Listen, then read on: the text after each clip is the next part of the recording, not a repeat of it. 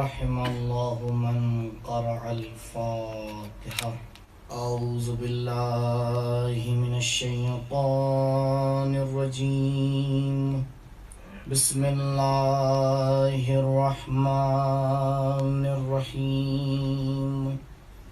الحمد لله على ما أنعم وله الشكر على ما ألهم وله الثناء بما قدم من عموم نعم ابتداها وسبوغ آلاء أسداها وتمام منن والاها والصلاة والسلام والتحية والإكرام على النبي المصطفى والرسول المجتبى الذي دنا فتدلى فكان قاب قوسين أو أدنى هو الذي سمي في السماء بأحمد وفي الأرضين بأبي القاسم المصطفى محمد. اللهم صل على محمد وآل محمد وعلى أهل بيته الأطيبين الأطهرين المعصومين المظلومين الذين أذهب الله عنهم الرجس وطهرهم تطهيرا. اللهم صل على محمد وآل محمد ولا سيما على الحجة الثاني عشر بقية الله المنتظر ولعنة الله على أعدائهم وقتلتهم ومنكري فضائلهم أجمعين. أما بعد فقد قال الله الحكيم في بيانه الكريم. أعوذ بالله من الشيطان الرجيم. يؤتي الحكمة من يشاء ومن يؤت الحكمة فقد أوتي خيرا كثيرا وما يذكر إلا أولو الألباب. درود پڑھیں بر محمد علیہ محمد. اللهم صل على محمد وآل محمد معرفت کے حوالے سے جو گفتگو کا سلسلہ آپ کے سامنے آغاز ہوا، کل حدیث معرفت تک ہماری بات پہنچی اور ایک آدھ بات اس کے ذیل میں آپ کی خدمت میں عرض کر کے اس موضوع کی طرف آنا ہے. باقی آنے والے دنوں میں بھی کیا انسان اگر اس معرفت تک پہنچنا چاہتا ہے تو اس کے راستے کیا ہیں؟ کیونکہ جب انسان ایک چیز کی حقیقت کو سمجھ لے تو اگلا قدم اس کا حصول ہوتا ہے. حدیث معرفت کے حوالے سے من عرف نفسہ فقط عرف ربہ، جب علماء نے ہر اعتبار سے اس کی تفسیر کر لی، اور کل آپ کی خدمت میں عرض کیا کہ بعض علماء نے 100 تک اس کی تشریح اور تفسیر بیان کی ہے، من جملہ اس میں سے ایک تفسیر یہ ہے کہ فرماتے ہیں کہ من عرف نفسہ فقط عرف ربہ، جس نے اپنی معرفت حاصل کر لی اس نے پروردگار کی معرفت حاصل کر لی۔ کہتے ہیں کہ یہ حدیث تعلیق بمحال ہے۔ یہ تعلیق بمحال اصطلاح ہے جسے ہم اور آپ اردو میں بھی استعمال کرتے ہیں۔ جب ہمیں کوئی کام نہیں کرنا ہوتا تو اس میں آگے ایک ایسی شرط لگا دیتے ہیں کہ نہ شرط پوری ہوگی نہ کام ہو پائے گا۔ اسے عربی میں کہتے ہیں تعلیق بمحال۔ اگر تاریخ میں بہت سے ایسے واقعے ملتے ہیں، قرآن میں بھی اشارہ ہے اس بات کی طرف، تو علماء کہتے ہیں کہ مولا نے اس حدیث میں اسی بات کی طرف اشارہ کیا ہے کہ تم اللہ کی معرفت حاصل کرنا چاہتے ہو، پہلے اپنے نفس کی معرفت تو حاصل کر لو۔ تم اپنی ہی نفس کی معرفت حاصل نہیں کر پاؤ گے تو پروردگار کی معرفت کیا حاصل کرو گے؟ کہا یہ حدیث تعلیق بمحال ہے، یعنی انسان اگر اپنی نفس کے بارے میں غور و فکر کرنا شروع کرے تو زندگی ختم ہو جائے گی، اپنی ذات اور نفس کی معرفت پوری نہیں ہو پائے گی۔ تو اس کے پاس یہی ایک راستہ ہے کہ کچھ اپنے آپ کو پہچانتا جائے اور اپنے خالق کی طرف چلتا چلا جائے۔ معرفت کے حصول کے راستوں کے بارے میں جب گفتگو ہوتی ہے، آج کوشش کروں گا انشاءاللہ 2 سے 3 راستوں تک کی گفتگو پوری ہو جائے۔ پہلا راستہ تو ہمارا عنوان ہی ہے۔ دیکھیے، اگر کوئی چیز آپ کے سامنے روشن نہیں ہے، کلیئر نہیں ہے، تو آپ اس کو حاصل کرنے کے لیے قدم نہیں اٹھائیں گے۔ طلب مجہول مطلق محال ہے۔ بھئی ایک چیز جو آپ کو پتہ ہی نہیں ہے کیا، آپ اسے کہاں سے حاصل کرنے کے لیے آگے بڑھیں گے؟ کچھ تو پتہ ہو۔ تو عنوان جو رکھا گیا ہے اس کی وجہ یہی ہے۔ اگر انسان معرفت کو تلاش کرنے جا رہا ہے تو سب سے پہلی اس کی شرط یہ ہے کہ اسے خود معرفت کی معرفت ہونا چاہیے۔ اگر اسے معرفت کی ہی معرفت نہیں ہے تو پھر وہ تلاش کس چیز کو کر رہا ہے؟ شاید انسان کہے کہ بھائی یہ تو بالکل کلیئر چیز ہے۔ کہا نہیں، کلیئر چیز نہیں ہے، روشن چیز نہیں ہے۔ 2-3 دن پہلے میں بات آپ کی خدمت میں عرض کر چکا ہوں اور آج اس کا ربط دے رہا ہوں۔ معرفت فصل انسان ہے، یعنی انسان کی انسانیت اس کی معرفت کے اوپر ٹکی ہوئی ہے۔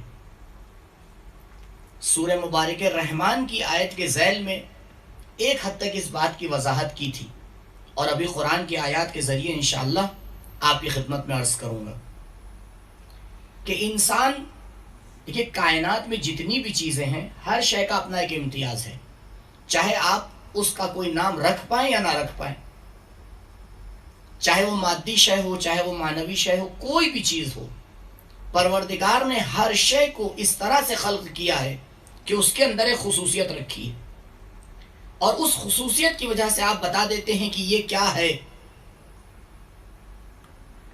آپ 10 طرح کے جانور آپ کے سامنے کھڑے ہوں، آپ ہر ایک کا نام الگ الگ بتا دیں گے، کیونکہ آپ کو پتا ہے کہ ہر ایک کی اپنی خصوصیت ہے۔ تو اس تمام مخلوقات میں ایک مخلوق پروردگار انسان بھی ہے۔ اس انسان کا کیا امتیاز ہے؟ اس انسان کی کیا خصوصیت ہے کہ جس کی وجہ سے ہم اسے انسان کہتے ہیں، جس کی وجہ سے ہم اسے دوسروں سے الگ کرتے ہیں؟ کہا اگر غور کرو تو انسان کا امتیاز اور وہ چیز جو انسان کو انسان بناتی ہے وہ اس کی معرفت ہے۔ قرآن ایسے انسانوں کو، اب دیکھیے یہ لفظ انسان 2 معنی میں استعمال ہوگا۔ ایک بار لفظ انسان استعمال ہوگا ہماری اور آپ کی زبان میں، کیونکہ ہم اور آپ تو ہر کسی کو انسان کہہ دیتے ہیں نا۔ کسی کے دھڑ کے اوپر سر ہو اور 2 پیر پہ چل رہا ہو، کہا یہ انسان ہے۔ کہا قبلہ جتنے پرندے ہیں سب 2 پیر پہ چلتے ہیں۔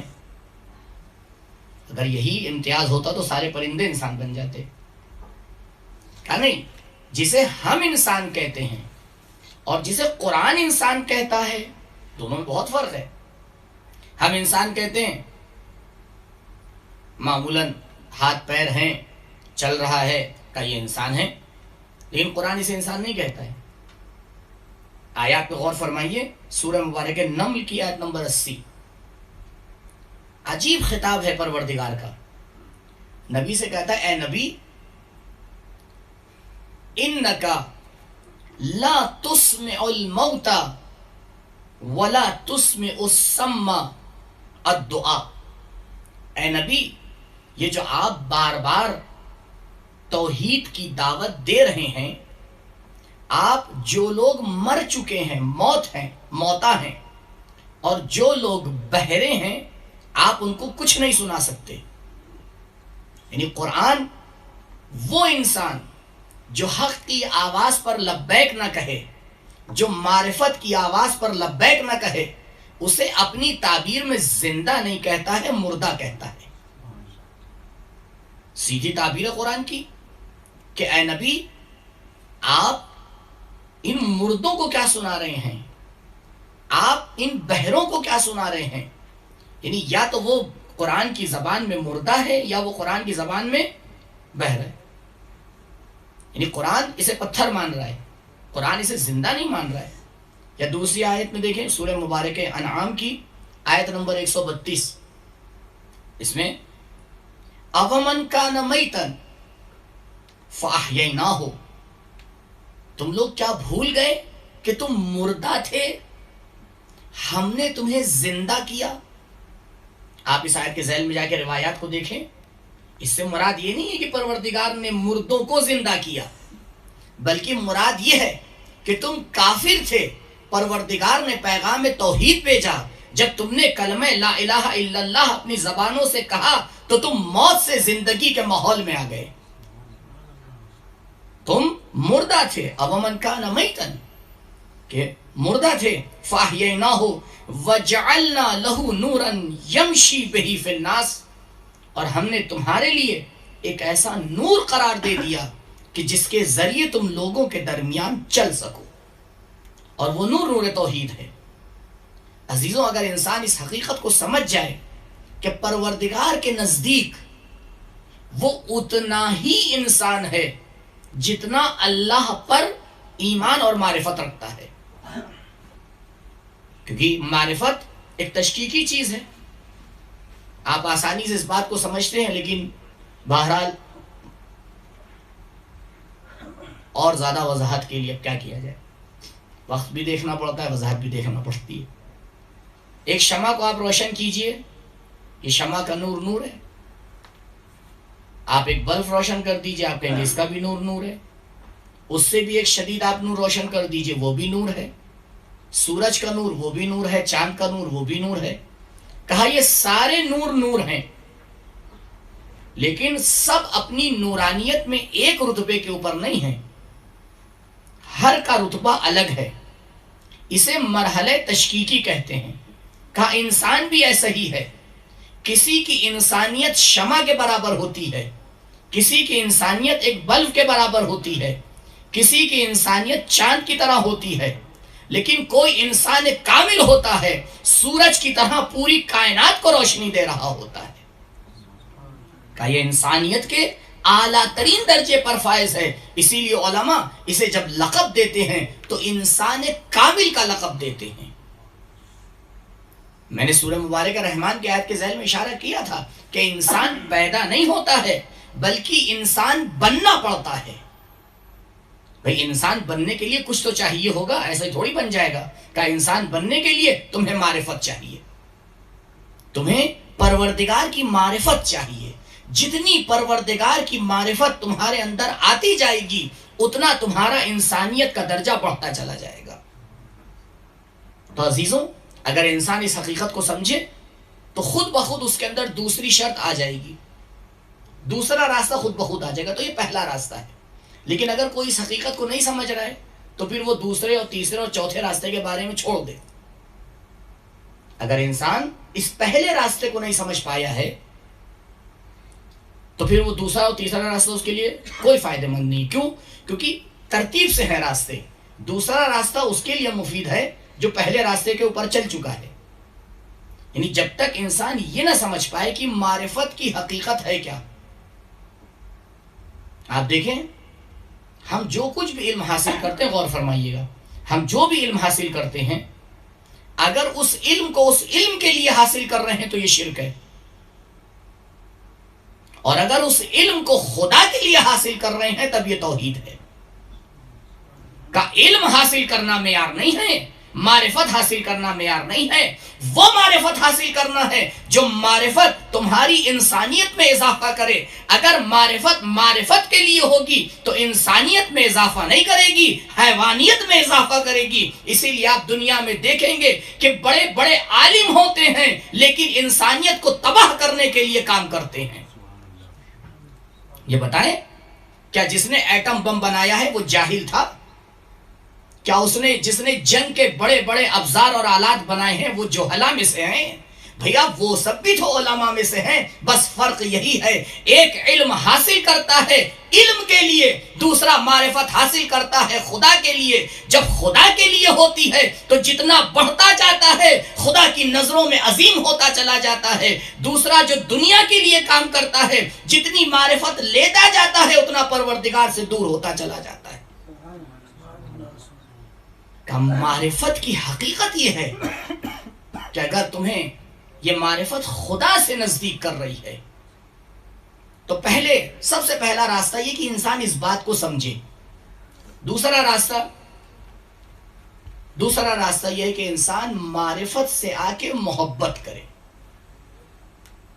یہ بڑا سخت مرحلہ ہے عزیزوں، کیونکہ انسان محبت اس چیز سے کرتا ہے جسے پسند کرے، اور پسند اس چیز کو کرتا ہے جو اس کی نظر میں اچھی ہو.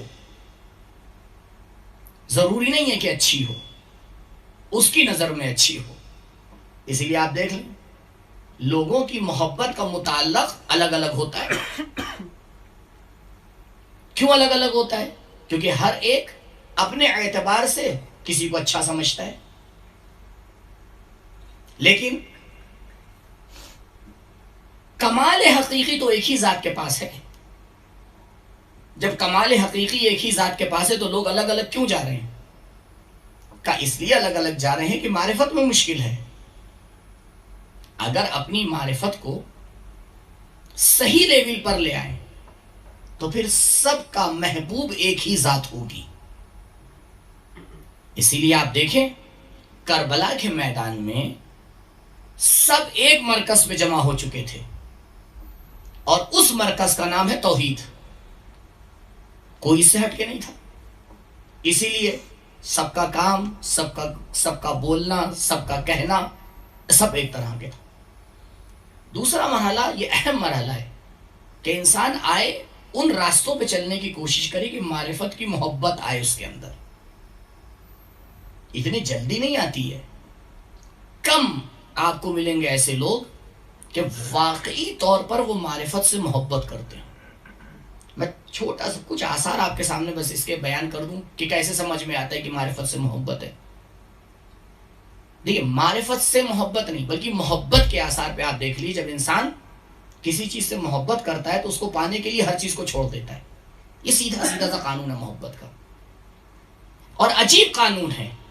یہ صرف محبت حقیقی کا قانون نہیں ہے، محبت مجازی کا بھی قانون ہے. یعنی جہاں پہ بھی محبت کی پرچھائی پڑ جائے وہاں یہ قانون دکھائی دے گا آپ کو. انسان اسے پانے کے لیے ہر چیز چھوڑنے کے لیے تیار ہو جاتا ہے. معرفت کی محبت اگر امتحان کرنا ہے کہ ہمارے پاس ہے یا نہیں تو اس کا سیدھا سا طریقہ یہی ہے. دیکھیں ہم معرفت حاصل کرنے کے لیے کیا کیا چھوڑنے کو تیار ہیں. انسان چھوٹی سی چیزیں معرفت حاصل کرنے کے لیے نہیں چھوڑ پاتا. میں مثال نہیں دوں گا. چھوٹی چھوٹی چیزیں اپنی زندگی کی نہیں چھوڑ پاتا. رشتہ داریاں نہیں چھوڑ پاتا، گفتگو نہیں چھوڑ پاتا، اپنے مذاق نہیں چھوڑ پاتا، اپنا سونا نہیں چھوڑ پاتا، اپنی راحتی نہیں چھوڑ پاتا. تو تو وہ انسان جو ان چیزوں کو نہیں چھوڑ پا رہا ہے وہ کیسے آگے دعویٰ کر رہا ہے کہ میں معرفت سے محبت کرتا ہوں؟ کیونکہ محبت ہو اس کے آثار مترتب نہ ہو، یہ ناممکن سی چیز ہے۔ دوسرا راستہ یہ ہے کہ انسان آئے، کوشش کرے کہ اس کے اندر معرفت کی محبت آئے۔ شیخ طوسی علیہ الرحمہ بزرگ عالم دین ہے، وزیر ہیں اپنے زمانے کے حاکم کے۔ آدھی رات میں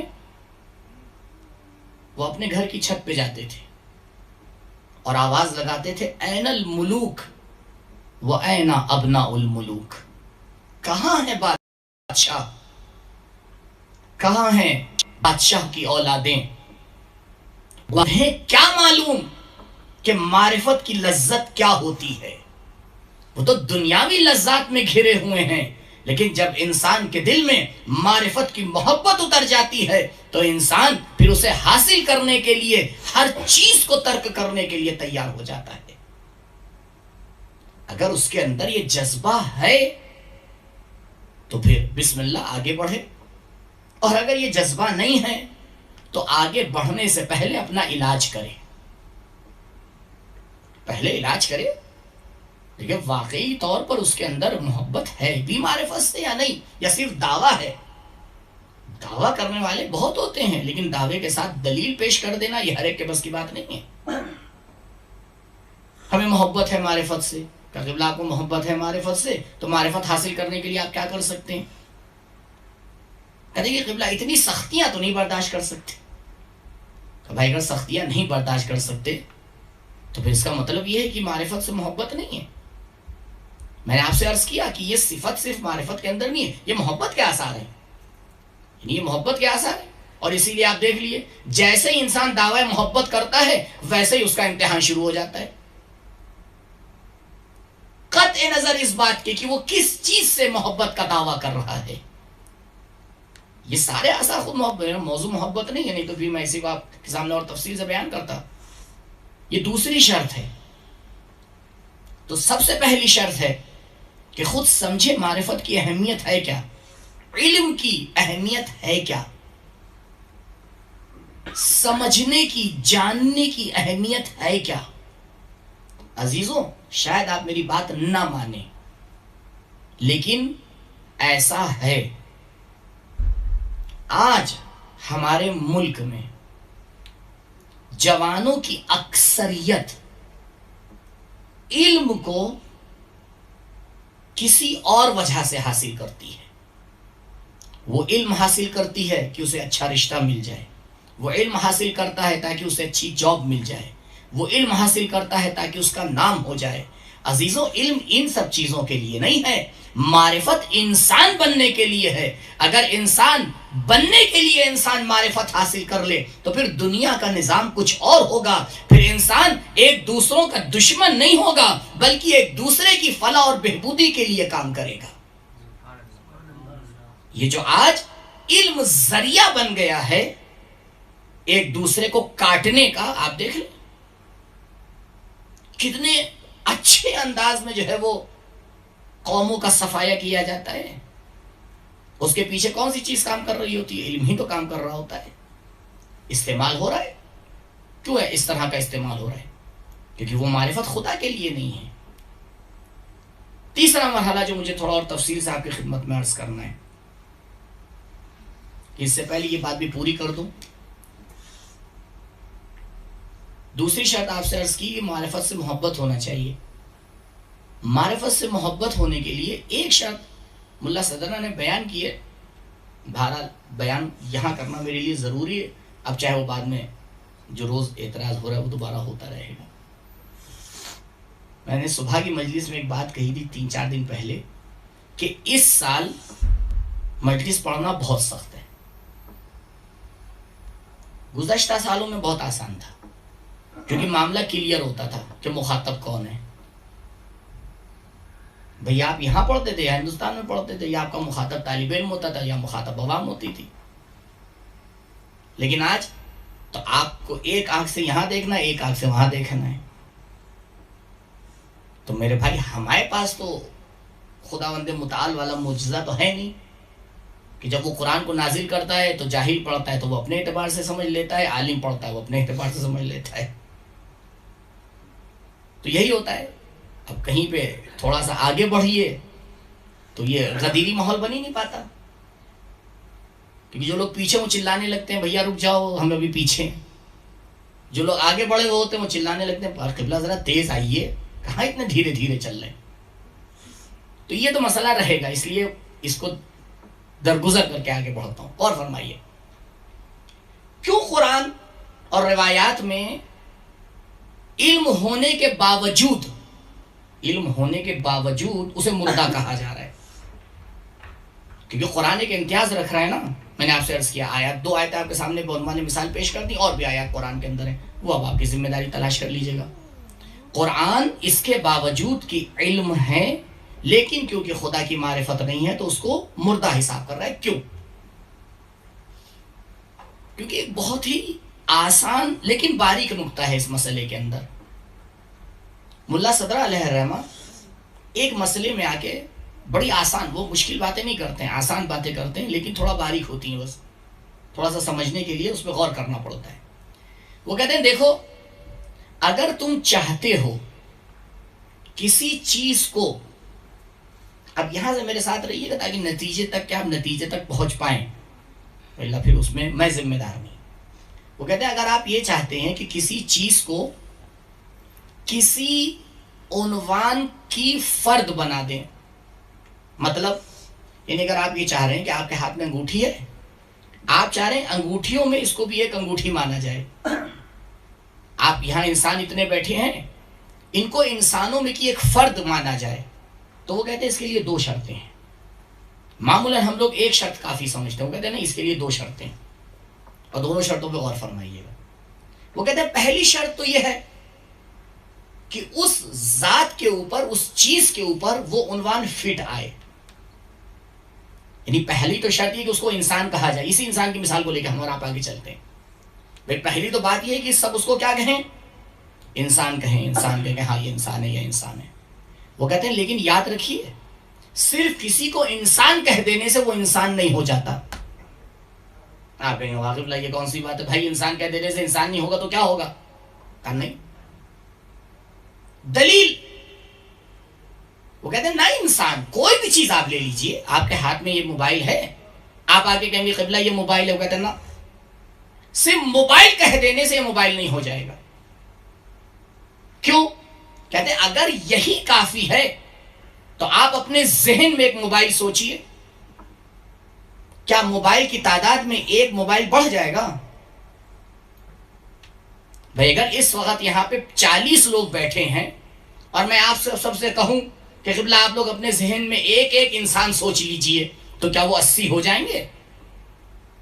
اور کیا آپ کہہ سکتے ہیں جو آپ نے ذہن میں انسان سوچا ہے وہ انسان نہیں ہے؟ اگر انسان نہیں سوچا ہے تو کیا ہے پھر؟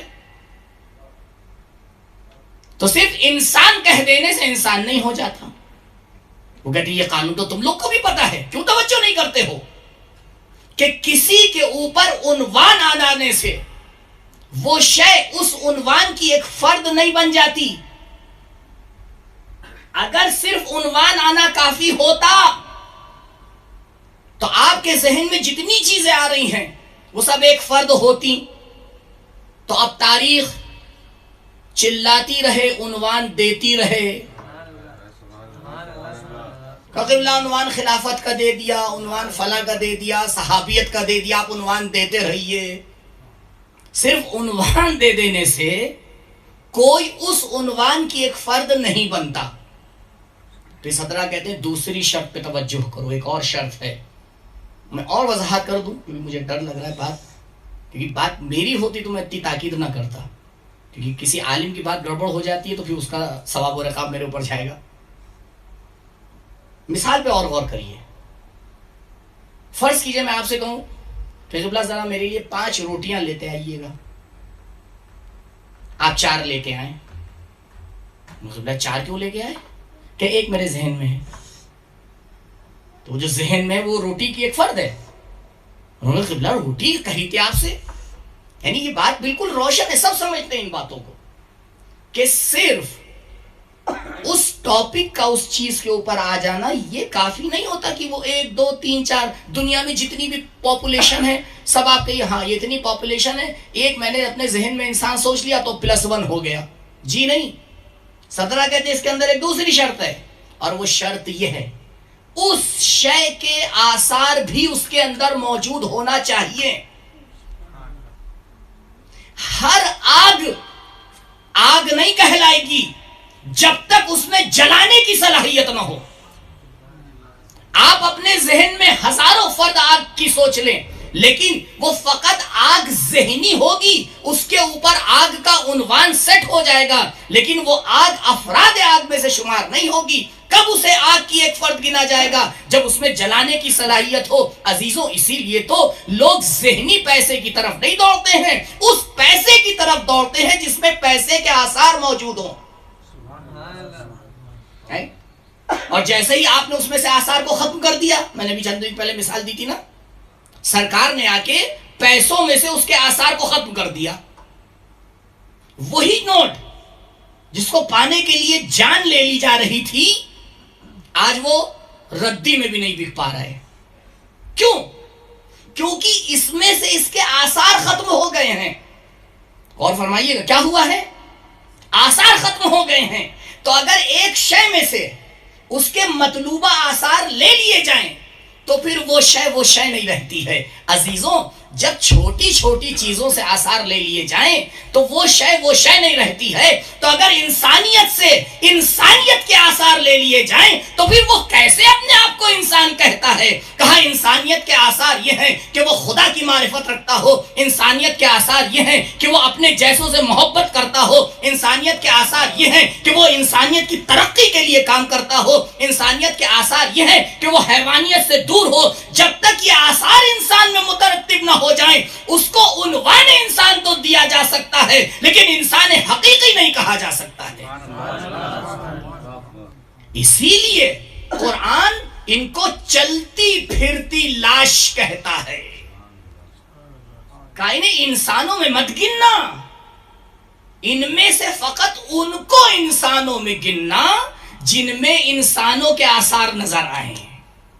اسی لیے میرے مولا نے فرمایا تھا یا اشباہ الرجال وللرجال، اے جو انسانوں کے شبیہ ہو لیکن انسان نہیں ہو. یہ قانون تو مولا نے کوفے میں بہت پہلے بتا دیا تھا. یا اشباہ الرجال، جو اپنے آپ کو مرد کے شبیہ مانتے ہو لیکن حقیقت میں تم مرد نہیں ہو. کیوں؟ کیونکہ جو مردانگی کی صفات ہونا چاہیے وہ تمہارے اندر موجود نہیں ہے. تو جب تک اس شے میں وہ صفات موجود نہ ہو تب تک کہ وہ شے نہیں ہوتی ہے. قرآن کی نظر میں انسان کی صفت یہ ہے کہ اس کے اندر معرفت خدا ہو. اگر اس کے اندر معرفت خدا نہیں ہے تو وہ انسان نہیں ہے قرآن کی نظر میں. اگر اس کے پاس قرآن کی تعلیمات نہیں ہیں تو وہ انسان نہیں ہے قرآن کی نظر میں. اسی لیے وَإِذَا الْوُحُوشُ حُشِرَتْ، اس آیت کے ذیل میں آپ جا کے دیکھیں تفسیر نور الثقلین میں روایات کو. مولا فرماتے ہیں کہ یہ جو ظاہری طور پر انسان ہیں یہ قیامت کے دن جانوروں کی صورت میں محشور ہوں گے. مولا انسان جانور کی صورت میں محشور ہوگا؟ کہاں کچھ ہوں گے جو انسان کی صورت میں محشور ہوں گے. کہ مولا یہ سب کے سب یہاں انسان تھے؟ کہاں دنیا میں یہ ظاہری انسان تھے لیکن حقیقت میں یہ انسان نہیں تھے، کیونکہ یہ انسان کی جو صفت ہے وہ ان کے اندر موجود نہیں تھی. تم انہیں انسانوں میں گنا کرتے تھے کیونکہ تمہارے نزدیک انسانیت کا معیار تو کچھ اور تھا. تمہارے نزدیک اچھا لباس پہننا، آ کے دوسرے انداز میں زندگی کرنا، آ کے مال و دولت کے اندر غرق رہنا، تمہارے معیارات یہ تھے تو تم اس کو انسان سمجھتے تھے. ہر انسان کو اپنے معیار پہ تولتا ہے، کیونکہ یہ قانون سے خدا کا تھوڑی ہے. آپ پیسے والوں کے پاس چلے جائیے، بتا ہر پیسے والے کی بات نہیں کر رہا ہوں، جو پیسے والا ہوتا ہے. پیسے والا، یہ والا میں نسبت بھی عجیب عجیب ہوتی ہے، کیونکہ ایک مال و دولت کو ذریعہ بناتا ہے، ایک مال و دولت کو سے چپک جاتا ہے. جو چپکا ہوا ہے وہ کیا کرتا ہے؟ بیچارہ غریب آ گیا، وہ اس کو انسانی نہیں سمجھتا ہے، وہ اس کی حیثیت ہوتی ہے. اسی طرح سے جن کے نزدیک انسانیت کے خاص معیارات ہیں. مثال کے طور کے اوپر کسی کے نزدیک خاص ہنر انسانیت کا معیار ہے، تو جس بیچارے کے پاس وہ ہنر نہیں ہوتا وہ اسے انسان نہیں سمجھتا ہے. ایسے ہی ہے دنیا میں یا نہیں بھائی؟ جس کے نزدیک جو معیار ہے، حتیٰ معذرت کے ساتھ بعض اوقات یہ صفت تو علماء میں بھی آ جاتی ہے کہ وہ جاہل کو انسان نہیں سمجھتے. بھائی ہر فرقہ اپنے اعتبار سے کہتا ہے یہ صفت ہوگی تب انسان ہوگا. پروردگار نے کہا تم اپنے اعتبار سے بتا سکتے ہو، میں نہیں بتاؤں گا. بھائی میرے نزدیک بھی تو کوئی صفت ہوگی جس صفت کے اوپر میں آ کے تولوں گا کون کتنا انسان ہے. تب وہ صفت ہے معرفت پروردگار. اس اعتبار سے عزیزوں معرفت کی بہت اہمیت ہے، بہت اہمیت ہے. شخص آیا نبی کے پاس، حضرت نے اس کو کسی صحابی کے حوالے کیا کہ اس کو قرآن سکھا دو، اس کو قرآن سکھا دو. خیر وہ صحابی اس کو لے کے چلے گئے. کچھ دن بعد پھر حضرت کی ملاقات ہوئی اس صحابی سے. جیسے ہی نبی کو دیکھا، کیا یا رسول اللہ بڑا جلد باز شاگرد دیا تھا آپ نے. کہا کیوں، کیا ہوا؟ کہا میں نے اسے سورہ زلزال سکھانا شروع کیا، بسم اللہ الرحمن الرحیم، اذا زلزلت الارض زلزالها، اور جیسے ہی سورہ ختم ہوا فَمَن يَعْمَلْ مِثْقَالَ ذَرَّةٍ خَيْرًا يَرَهُ وَمَن يَعْمَلْ مِثْقَالَ شَرًّا يَرَهُ. کہا جیسے میں ان آیات پہ پہنچا اور اس نے سیکھی، اس نے کہا بس کافی ہے، چلا گیا. حضرت نے فرمایا رجع فقیہن، وہ فقیہ ہی پلٹا، کیونکہ اسے جتنی معرفت کی ضرورت تھی اس نے ایک ہی سورے میں اس معرفت کو لے لیا. کہا معرفت کسی دریا کا نام نہیں ہے، معرفت کسی کوزے کا نام نہیں ہے، معرفت ایک حقیقت کا نام ہے. جب انسان اس کی حقیقت کو سمجھ جاتا ہے تو قطرہ لیتا ہے سمندر بنا دیتا ہے. معرفت کی حقیقت ہی اس بات کے اوپر ٹکی ہوئی ہے عزیزوں.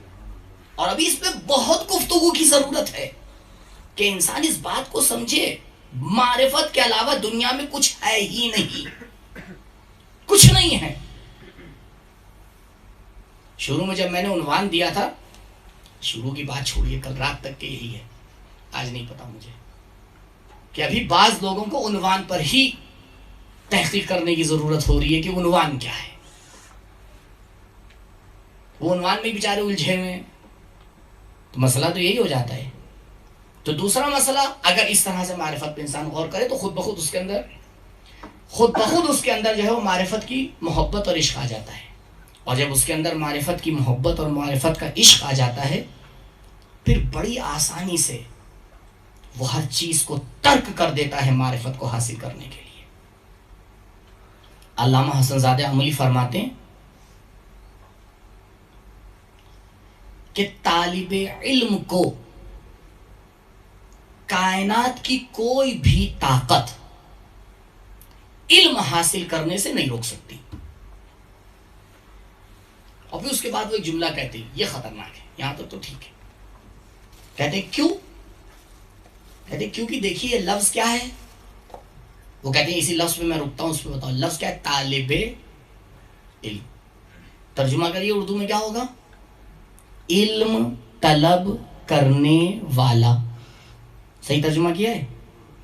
نہیں، میں اس لیے تائید لکھ رہا ہوں کہ بعد میں آپ انکار نہ کریں. اقرار العقلاء علی انفسہم جائز و نافذ. عاقل جب کسی بات کا اقرار کرتا ہے تو اس کا اقرار مانا بھی جاتا ہے اور اس کے اوپر آثار بھی مترتب ہوتے ہیں. عاقل اگر کسی بات کا اقرار کر لے تو ترجمہ میں نے صحیح کیا نا. وہ فرماتے اسی پہ غور کر لیجئے. وہ کیا ہے؟ طالب علم ہے، طالب غذا نہیں ہے، طالب راحت نہیں ہے، طالب نوم نہیں ہے، طالب مال نہیں ہے، طالب عنوان نہیں ہے، وہ کسی چیز کا طالب نہیں ہے. اگر اس نے علم کو چھوڑ کر کسی اور شے کو طلب کیا تو سمجھ جائیے گا وہ وہی ہے، طالب علم نہیں ہے، کیونکہ عنوان ہی ثابت ہو جائے گا.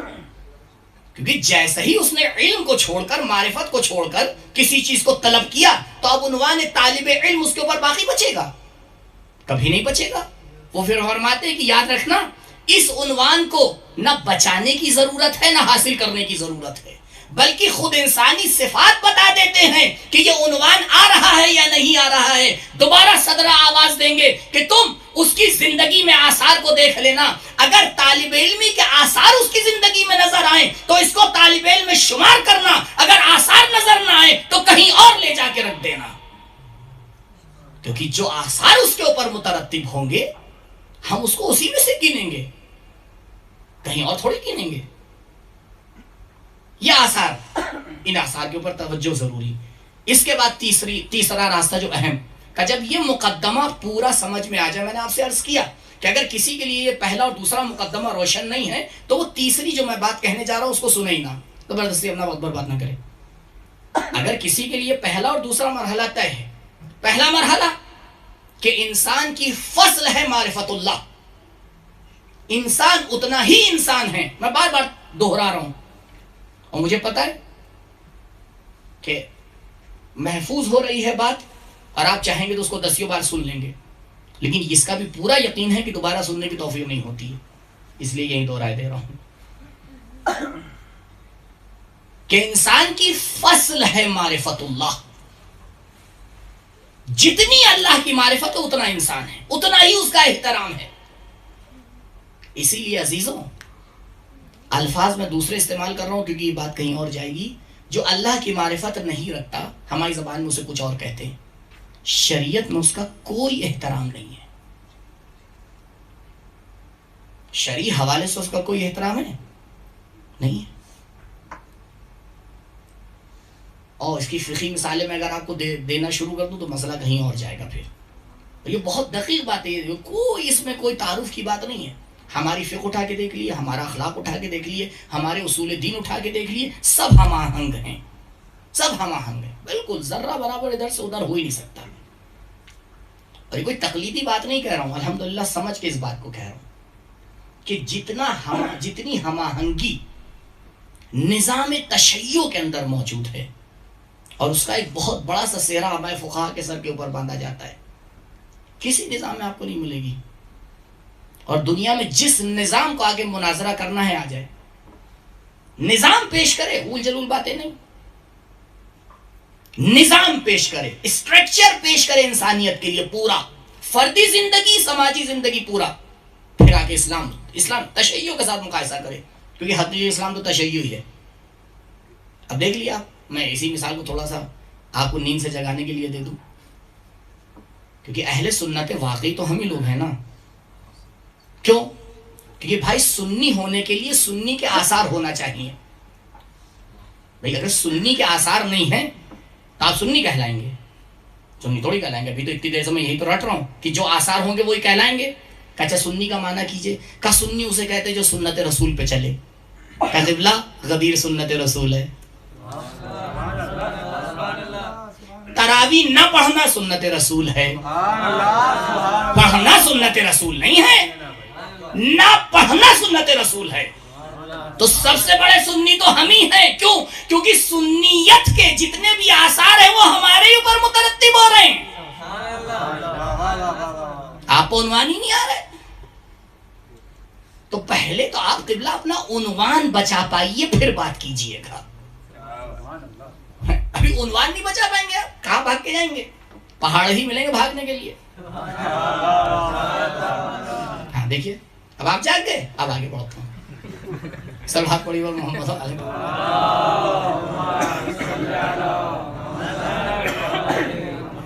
نہیں، اس لیے آپ کو جگانا ضروری تھا کیونکہ اگلا مرحلہ تھوڑا اور خطرناک ہے۔ تیسرا راستہ میں نے عرض کیا آپ کی خدمت میں، شاید 8 سے 9 منٹ ہے میرے پاس۔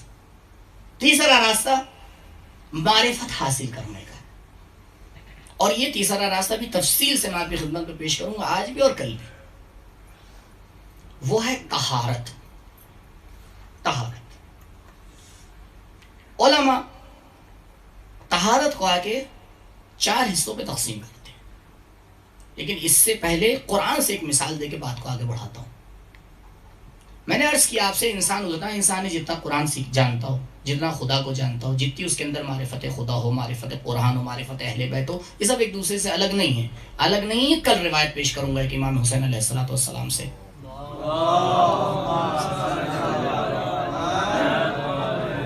یہ سب ایک ہی چیز ہے، یہ سب ایک ہی چیز ہے، ان عناوین الگ الگ ہیں۔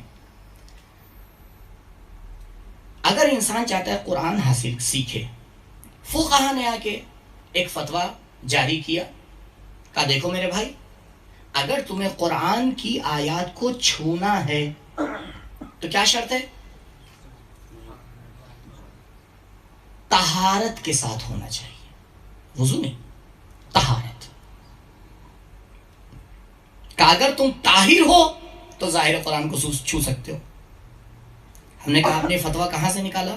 کا سورہ مبارک واقعہ لا یمسہ الا المطہرون۔ علماء آگے بڑھے، کہا جو حکم ظاہر کا ہے وہی حکم باطن کا ہے۔ اگر ظاہر قرآن کو چھونے کے لیے ظاہری طہارت شرط ہے تو باطن قرآن تک پہنچنے کے لیے باطنی طہارت شرط ہے۔ یہ غیر ممکن سی بات ہے کہ تم یہ چاہو کہ قرآن کے باطن کو حاصل کر لو اور تمہارے پاس باطنی طہارت نہ ہو۔ اسی لیے علماء نے جب طہارت کے رتبے بیان کیے تو کہا پہلا رتبہ ہے بدن اور لباس کی طہارت۔ بدن اور لباس کی طہارت سے میری گفتگو ہے نہیں، کیونکہ یہ فقہ کا مسئلہ ہے، فقہ میں جا کے انسان دیکھے۔ دوسرا مرحلہ علماء اخلاق کے ذمہ جاتا ہے، پہلا فقہ کے ذمہ گیا، دوسرا علماء اخلاق کے ذمہ جاتا ہے۔ اعضاء کا طیب و طاہر کرنا گناہوں سے، آنکھ کو گناہوں سے بچاؤ، کان کو گناہوں سے بچاؤ، ہاتھ کو گناہوں سے بچاؤ، زبان کو گناہوں سے بچاؤ۔ جسم کے اعضاء طیب و طاہر ہوں۔ جب تک یہ اعضاء طاہر نہیں ہوں گے معرفت نہیں آئے گی، کیونکہ یہ ذریعے ہیں معرفت کو لینے کے لیے۔ اخرجکم من بطون امہاتکم لا تعلمون شیئا وجعل لکم السمع والابصار والافئدہ۔ کہا یہ ذریعے ہم نے تمہارے لیے قرار دیے ہیں۔ عزیزوں، جب تک راستہ پاک نہیں ہوگا تب تک کہ پاک علم کیسے آئے گا؟ تو پاک علم حاصل کرنے کے لیے پہلے راستوں کو طیب و طاہر بنانا پڑتا ہے۔ تو معرفت خدا حاصل کرنے کے لیے شرط ہے طہارت، یہ دوسری قسم طہارت کی۔ تیسری قسم طہارت کی کہ اپنے باطن کو آ کے طاہر کرو، یہی جس کے لیے میں نے آپ کے سامنے روایت پیش کی۔ اب کیسے طہارت؟ میں نے آپ سے عرض کیا کہ یہ گفتگو کافی تفصیلی ہے، میں عناوین آپ کے حوالے کر رہا ہوں، اس کی تفصیل آپ خود حاصل کریے۔ کہ باطن کو آ کے طاہر کرو، کہ بس ہو گیا؟ کہ نہیں، ایک چوتھا مرحلہ بھی ہے۔ چوتھا مرحلہ علماء نے کہاں سے لیا؟ کہیں اور سے تھوڑی لیتے ہیں، ہمارے علماء اہل بیت سے لیتے ہیں۔ امیر کائنات مولا متقیان علیہ السلام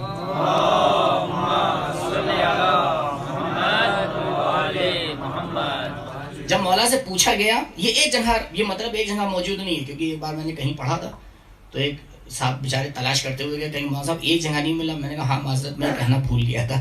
یہ اس میں 3 جگہ روایت ہے الگ الگ، اور تینوں کو جوڑ کے ایک نتیجہ نکلتا ہے کہ جب مولا سے روزے کے بارے میں پوچھا گیا کہ مولا روزہ کئے طرح کا ہے، تو مولا نے 3 طرح کا روزہ بتایا۔ کہا ایک عوام کا روزہ ہے، ایک خواص کا روزہ ہے، اور ایک اخص الخواص کا روزہ ہے۔ یہ جو اخص الخواص کا روزہ ہے یہی طہارت ہے چوتھی والی، جس کو کہتے ہیں طہارت سر۔ کا طہارت سر کیا ہے؟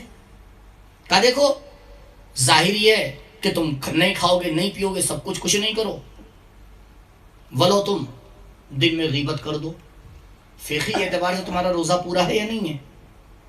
کون سا فقی آ کے یہ کہتا ہے کہ اگر کسی نے غیبت کی تو جا کے دوبارہ روزہ رکھے؟ کوئی فقی نہیں کہتا۔ کیوں؟ کیونکہ شرائط ابطال روزہ میں سے یہ چیز ہے ہی نہیں۔ لیکن سب اس بات کی گواہی دیتے ہیں کہ عزیز ظاہری طور پر روزہ ہوا ہے، باطنی طور پر نہیں ہوا۔ اور سورہ مبارک حجرات کی تفسیر میں وہ آیت تو آپ نے جو غیبت کے بارے میں ہے اس کے ذیل میں روایت ہزاروں بار پڑھی ہوگی۔ تو یہ ظاہری روزہ ہوا، عوام کا روزہ کا نہیں۔ خواص کا روزہ کچھ اور ہوتا ہے۔ خواص کا روزہ یہ ہوتا ہے کہ وہ اپنے تمام اعضاء کا روزہ رکھواتے ہیں، فقط پیٹ کا روزہ نہیں ہوتا ہے، آنکھ بھی روزے سے ہوتی ہے، وہ جب تک روزے کی حالت میں ہوتی ہے اور اس کے بعد جب اس کو عادت ہو جاتی ہے تو پھر ٹھیک ہو جاتی ہے. کہا یہ آنکھ گناہ کی طرف نہیں جاتی، یہ زبان گناہ کی طرف نہیں جاتی، یہ کان گناہ کی طرف نہیں جاتے، یہ ہاتھ گناہ کی طرف نہیں جاتے. کہا یہ خواص کا روزہ ہوتا ہے کہ جس روزے میں انسان کا پورا وجود روزے دار ہوتا ہے. فقط وہ ظاہری چیزوں پہ آ کے اکتفا نہیں کرتا ہے. کہا یہاں مرحلہ ختم ہو گیا؟ کہا نہیں، تیسرا مرحلہ بھی موجود ہے. کہا یہ اخص الخواص کا روزہ ہے. اخص الخواص کا روزہ یہ ہوتا ہے کہ اب گناہ کی سوچ بھی انسان کے ذہن میں نہیں آتی ہے. اب انسان اپنے افکار کے اوپر بھی قابو کر لیتا ہے، اپنی فکر کو بھی طیب و طاہر بنا دیتا ہے. اب فقط گناہ کرنا دور کی بات ہے، وہ گناہ کے بارے میں سوچتا بھی نہیں ہے.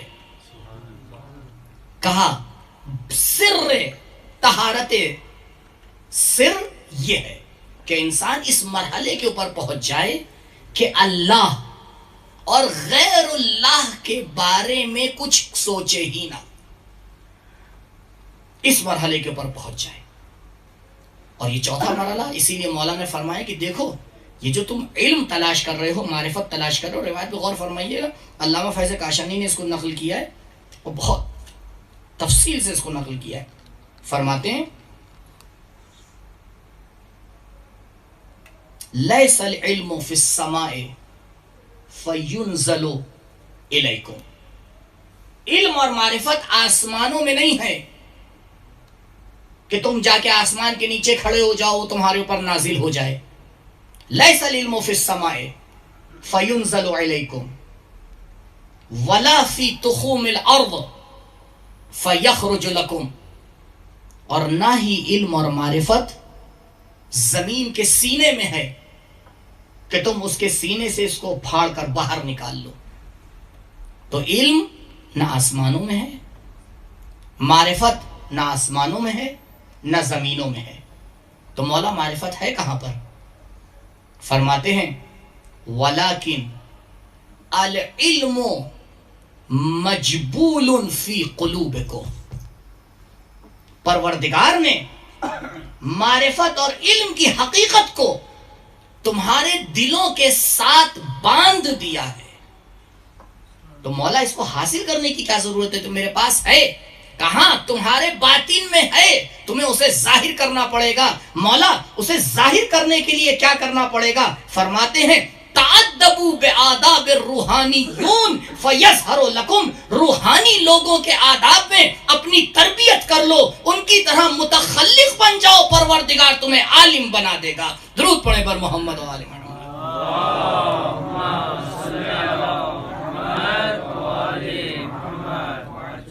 اور عزیزوں یہ کوئی نئی بات نہیں ہے بلکہ یہ قرآن کی آیت کی ترجمانی ہے. سورہ مبارک بقرہ کی آیت نمبر 282 کو اگر آپ جا کے دیکھیے، جو قرآن کی کافی لمبی آیت ہے، اس کے آخر میں پروردگار ارشاد فرماتا ہے وَاتَّقُوا اللَّهَ، تقوی الہی اختیار کرو. وَيُعَلِّمُكُمُ اللَّهُ، اگر تقوی الہی اختیار کرو گے پھر تمہارا معلم پروردگار بن جائے گا. جب معلم پروردگار ہوتا ہے تو پھر شاگرد رسول خدا بن کے نکلتا ہے. درود پڑھے بر محمد و آل محمد.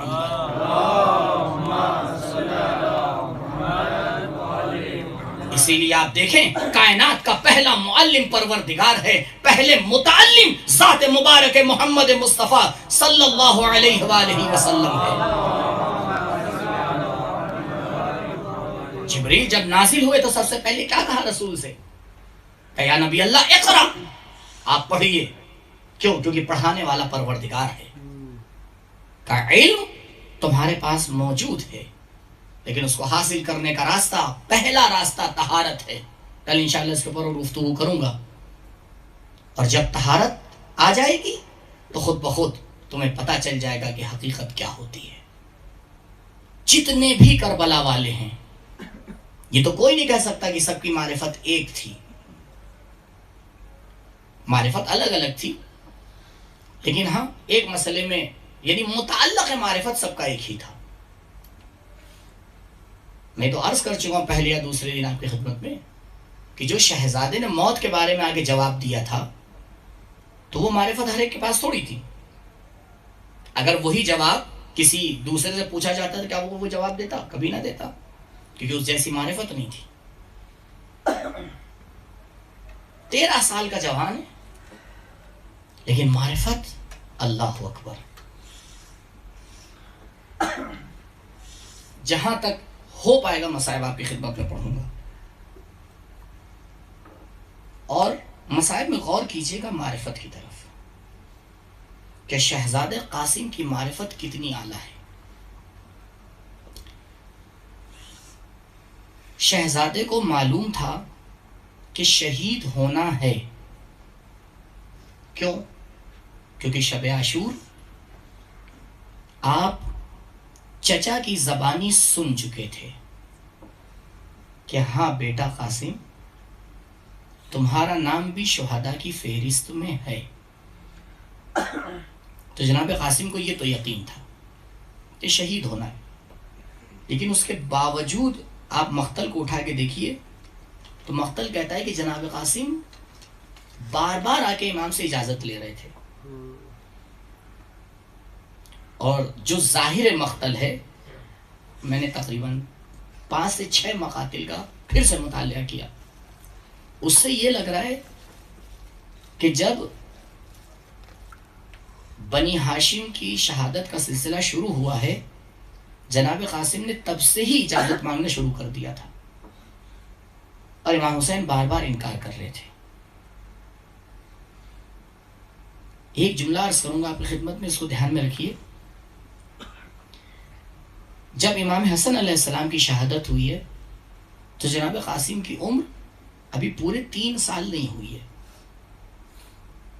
اور کربلا میں آپ کی عمر تقریباً 13 سال ہے. یعنی یہ آپ کی عمر کے 10 سال امام حسین علیہ السلام کے ساتھ گزرے ہیں. یعنی صرف ایک چچا بھتیجے کا رابطہ نہیں ہے، بلکہ جناب قاسم کی تربیت امام حسین علیہ السلام نے کی ہے. کتنی محبت ہوگی امام حسین کو جناب قاسم سے، آپ سوچیں. جب جناب قاسم نے دیکھا کہ چچا اجازت نہیں دے رہے ہیں، مقتل کے جملے ہیں عزیزوں، کہ جناب قاسم نے امام حسین کے ہاتھ اور پیر چومنا شروع کر دیا. جناب قاسم نے امام حسین کے ہاتھ اور پیر چومنا شروع کر دیے کہ کسی طرح سے چچا اجازت دے دے. علامہ شوستری علیہ الرحمہ کہتے ہیں جناب قاسم کی شہادت میں 3 امتیاز ہیں. اگر تینوں پڑھ پایا تو تینوں آپ کی خدمت میں پیش کروں گا. کا پہلا امتیاز جناب قاسم کا اجازت لینا ہے، کیونکہ جس طرح سے جناب قاسم نے اجازت لی، کسی نے اجازت نہیں لی. یہ تنہا دل بند حسن تھا کہ جس نے امام حسین کے ہاتھ اور پیر چومنا شروع کیے، لیکن اس کے باوجود بھی حسین نے اجازت نہیں دی. ہاں، تاریخ ایک لمحہ لکھتی ہے کہ جب جناب قاسم نے بہت زیادہ آپ سے امام حسین سے آ کے اجازت مانگی تو ایک مرتبہ امام حسین نے قاسم کو اپنے گلے سے لگایا اور چچا بھتیجے رونے لگے. مجھے نہیں معلوم جناب قاسم چچا کی بے بسی پہ رو رہے ہوں گے، امام حسین قاسم کے بچپنے پہ رو رہے ہوں گے. دونوں اتنا بغل گیر ہو کے روئے کہ دونوں کے اوپر غش طاری ہو گیا. آزاداروں، آپ جانتے ہیں جب کسی کے اوپر غش طاری ہوتا ہے تو اسے غش سے اٹھانے کے لیے پانی کی ضرورت ہوتی ہے. مجھے نہیں معلوم زینب علیہ مقام نے کس طرح سے حسین اور قاسم کو غش سے بیدار کیا ہوگا. آزاداروں، ایک مرتبہ جناب قاسم خیمے میں تشریف لے جاتے ہیں اور خیمے میں جانے کے بعد اپنا سر پیر میں رکھ کے رونے لگتے ہیں. روتے روتے ایک مرتبہ جناب قاسم کی والدہ آتی ہے. عجب منظر ہے. بیٹا قاسم کیوں رو رہے ہو؟ اماں، بار بار چچا کے پاس جا رہا ہوں لیکن مقتل کی اجازت نہیں مل رہی ہے.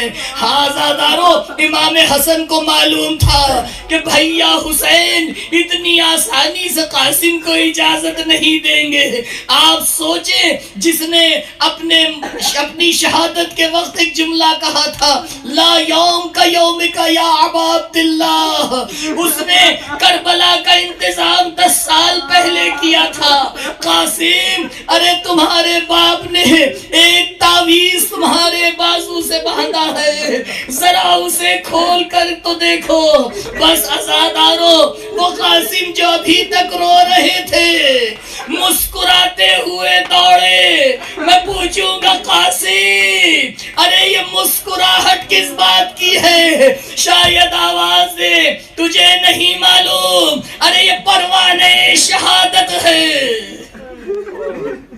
آزادارو جناب قاسم امام حسین علیہ السلام کے پاس پہنچے اور پہنچنے کے بعد وہ تعویذ دکھایا. آخرکار امام نے اجازت دی.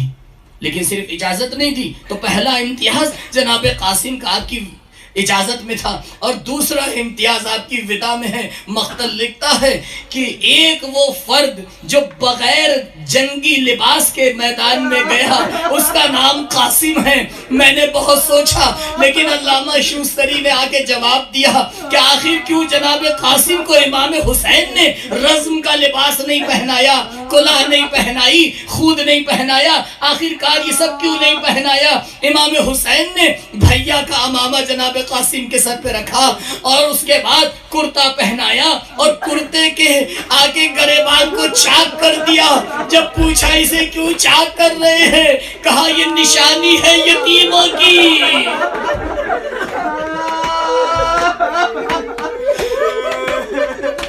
یہ یتیموں کی نشانی ہے. آزادارو جناب قاسم علیہ السلام نے رزمی لباس نہیں پہنا. علامہ شوستری کہتے ہیں ارے آخر جناب قاسم کیسے رزم کا لباس پہنتے, کیسے جنگ کا لباس پہنتے؟ عرب میں اتنے چھوٹے بچوں کے لیے جنگی لباس نہیں بنایا جاتا تھا. آزادارو حسین نے جناب قاسم کو سوار کیا. بس اس جملے کو اپنے ذہن میں رکھیے گا. سوار کرنے کے بعد جب دیکھا کہ جناب قاسم کے پیر زین تک نہیں پہنچ رہے ہیں تو سید الشہداء نے زین کو کاٹ کے چھوٹا کیا تاکہ جناب قاسم کے پیر زین میں پہنچ جائیں. آپ نے غور فرمایا یعنی ابھی قد اتنا بلند نہیں ہے کہ پیر زین تک کے پہنچ جائیں. آزادارو جناب قاسم مقتل کی طرف جاتے ہیں. ماں خیمے سے کھڑی ہوئی دیکھ رہی ہے. علامہ طبری اپنی کتاب میں لکھتے ہیں مقتل میں کہ کربلا میں کچھ مائیں تھیں جو اپنے اولاد کی شہادت کو دیکھ رہی تھی. اس میں سے ایک جناب قاسم کی ماں ہے.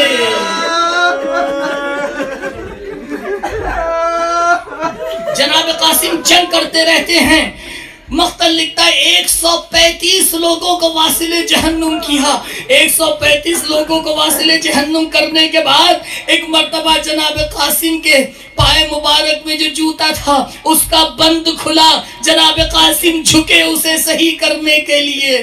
ارے دشمن کے لیے اتنی مہلت کافی تھی. ایک گرز جناب قاسم کے سر پہ لگا. دل بندے حسن زین سے زمین پر آیا. آواز دی یا اماں, اے چچا جان مدد کے لیے آئیے. جناب قاسم پہ جس نے حملہ کیا تھا تاریخ لکھتی ہے حسین کسی کے لیے اس طرح نہیں گئے جس طرح جناب قاسم کے لیے گئے. حسین شیر کی طرح لپکے لیکن قاسم سے پہلے قاتل قاسم کی طرف گئے. بس حسین کا قاتل کی طرف جانا تھا. لشکر میں کوہرام مچا. ادھر کے گھوڑے ادھر, ادھر کے گھوڑے ادھر. جناب قاسم کی آواز کربلا کے میدان میں. جناب قاسم پکارتے جا رہے ہیں یا ماں, یا ماں, یا ماں. ایک مرتبہ جب دھول چھٹتی ہے حسین جناب قاسم کے سرانے پہنچتے ہیں. حسین نے سر جھکا کر بس ایک جملہ کہا, قاسم تمہارے چچا کے لیے بڑا سخت ہے, تم آواز دو. حسین مدد کے لیے نہ پہنچے. بس عزادارو آخری منظر پیش کرنا ہے. جناب جناب قاسم جب الوداع ہوئے تھے تو پیر زین تک نہیں پہنچ رہا تھا۔ علامہ شوستری لکھتے ہیں جب حسین نے قاسم کو گلے سے لگایا، سینے سے سینہ ملا، تو قاسم کے پیر زمین پر خط دیتے ہوئے جا رہے تھے۔ قاسم کی لاش سمے اسبا کے نیچے